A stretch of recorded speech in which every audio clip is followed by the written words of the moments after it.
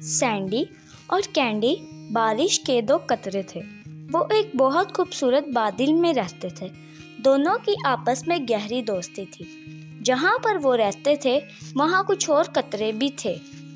بس بھائی، میں تو تھک گیا ہوں، اب آرام کروں گا۔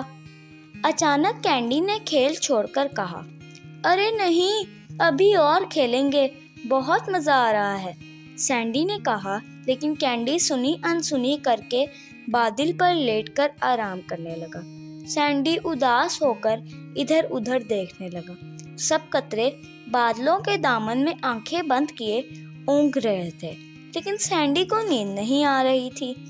اس نے جھک کر زمین پر دیکھا تو وہ افسردہ ہو گیا۔ ہر طرف خاموشی اور ویرانی تھی۔ باغ بے رونق تھے۔ انسان اور چرند پرند سب گرمی سے بے حال تھے۔ زمین کی رونق کیسے بحال ہوگی؟ وہ ابھی یہ سوچ ہی رہا تھا کہ ہوا نے بادلوں کے ساتھ کھیلنا شروع کر دیا۔ ہوا نے سب بادلوں کو ایک جگہ اکٹھا کر کے اس زور سے آپس میں ٹکرایا کہ سب قطرے چکرا کر رہ گئے۔ ایک قطرہ بادلوں میں سے پھسلا اور ناچتا ہوا گلاب کی کلی پر گرا۔ تھوڑی ہی دیر میں سب قطروں نے زمین کا رخ کیا۔ کچھ قطرے پہاڑوں پر گرے، کچھ ندی نالوں میں اور کچھ پودوں پر۔ سینڈی نے بھی آنکھیں بند کر کے زمین پر چھلانگ لگا دی، مگر نیچے آتے آتے اس کی ٹانگیں اوپر ہو گئیں اور سر نیچے۔ اس نے آنکھیں کھول کر دیکھا تو سب کچھ الٹا نظر آ رہا تھا۔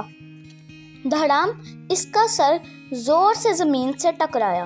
وہ ابھی اپنی چوٹ ہی سہلا رہا تھا کہ اسے قریب سے آواز سنائی دی، دوست آؤ، میں تمہارا ہی انتظار کر رہا تھا۔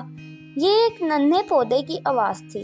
سینڈی نے حیرت سے اپنے قریب کھڑے چھوٹے سے پودے کو دیکھا اور بولا، تم کون ہو اور مجھے کیسے جانتے ہو؟ پودے نے خلاجت سے کہا، تم پانی ہو نا، مجھے تمہاری سخت ضرورت ہے، خدا را میری مدد کرو۔ سینڈی نے پہلے سوچا کہ پودے کے کام آ کر اس کا وجود تو ختم ہو جائے گا، لیکن پھر اسے خیال آیا کہ پودے کو اس کی ضرورت ہے۔ اس نے مسکرا کر پودے کی طرف دیکھا اور محبت سے اسے گلے لگا لیا۔ اسے پا کر پودے کی جڑیں تر ہو گئیں۔ زمین جل تھل ہو گئی تھی۔ انسان، حیوان، پرندے اور درخت سبھی بہت خوش تھے۔ کچھ دیر تک بادل اور سورج کی آنکھ مچولی ہوتی رہی۔ آخر کار سورج کی جیت ہوئی۔ سورج کی پوری آب و تاب سے چمکنے کی دیر تھی کہ قطرے جہاں بھی تھے گرم ہونا شروع ہو گئے۔ تھوڑی دیر کے بعد ان میں سے بھاپ کی لہریں اٹھنے لگیں۔ دیکھتے ہی دیکھتے سب قطرے بھاپ بن کر اوپر اٹھے۔ سینڈی بھی ان میں شامل تھا۔ سب قطرے آسمان پر منڈلاتے بادلوں میں شامل ہو گئے۔ سینڈی اور اس کے سب دوست پھر سے اکٹھے ہو گئے تھے۔